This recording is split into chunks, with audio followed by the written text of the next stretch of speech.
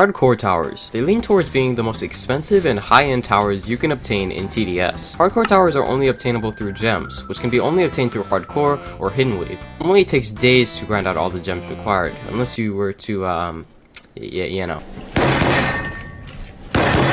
So let's rank them with this tier list, S tier being the best of the best, and F tier being the worst of the worst. But before the video starts, please like and subscribe, it's free and it helps me out a lot. There are 5 hardcore towers in TDS, starting with the Brawler. Brawler is by far one of the most versatile towers in TDS. Main gimmick is its ability to push enemies backwards, giving the player more time to deal with them. Unfortunately, a lot of enemies have the no stun attribute, so this feature doesn't really help much against enemies in the later waves of the harder game modes. Brawler makes up for it with this absolutely baffling cost efficiency and DPS output for how cheap it is. A couple of Brawlers can easily defend any game mode's early waves, cementing it as one of the best towers for early game. Brawler also features a reposition ability, allowing it to move to any spot on the map with a simple click of a button. On landing, it creates a big shockwave that pushes enemies backwards and deals a good amount of damage. The Brawler also has hidden detection and lead detection extremely early on, making it be the best of the best for hardcore speedruns and for casual gameplay. This makes me put the Brawler in the S tier for its undeniable potential and flexibility in every single game mode. The next tower on the list is the Accelerator. Accelerator has had a constant history of being very good or being the complete opposite. Accelerator is best when it comes to speedruns, but is extremely fragile otherwise. What I mean by that is it can easily be stunned, and it takes a good amount of time to charge up. In a game mode like Hidden Wave, there's constant stun spam. It's possible that the Accelerator might not even get a chance to charge up and attack before being stunned again. Also, Accelerator is a victim of what I like to call power creep. It's not a bad tower, but simply why use it when there are better options, like the Ranger or the Pursuit, which offer extremely similar results damage-wise, are unstunnable, and have full map coverage. Accelerator is also really limited by its overcharge meter. When Accelerator is attacking, it only can attack for a specific amount of time. When this damage meter fills up, it has to wait and stop and cool down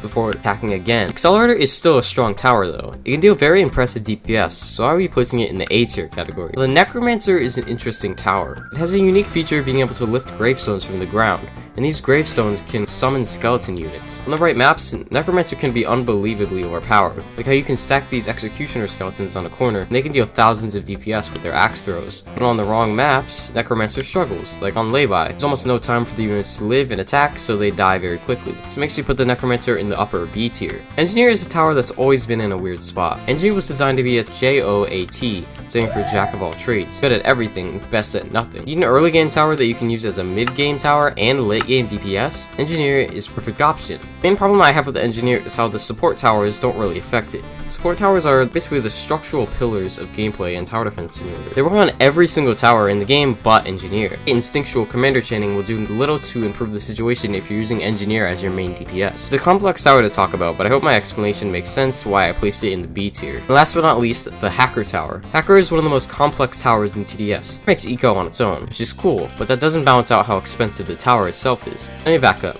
Hacker is a unique ability that can make a holographic clone of a tower of your choosing for a limited time. It can be good if you're using a tower that has a very low placement limit or another player's tower that you don't have. The drawback is that it costs a fortune to clone towers, and you really only should be doing it if you're in the late game or even the final wave. The holographic clone only stays for so long, so you can't exactly rely on it forever. When Hacker defeats enemies, it turns them into holographic units with a small portion of HP that walk back into the crowd. This makes you put the Hacker in the A tier. It has a lot of potential, but it's held back by how expensive it is. Are there any ratings you would change or disagree with? Let me know down below. Subscribe.